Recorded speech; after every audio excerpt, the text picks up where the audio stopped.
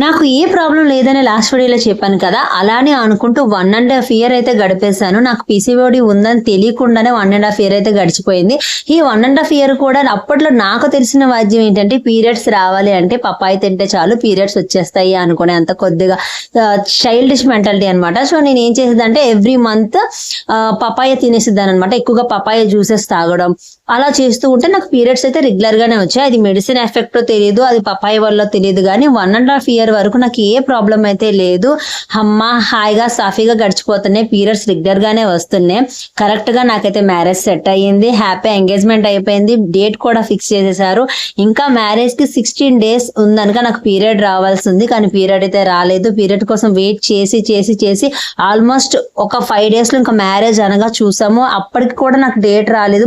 ఎందుకు రాలేదో అర్థం కాలేదు. అప్పుడు అన్మ్యారీడ్ కాబట్టి ఇంకా ఏం చేయాలో ఆలోచించి ఇంకా పపాయ తినడం స్టార్ట్ చేశాను. ఇంకా చాలా మెథడ్స్ యూజ్ చేశాను.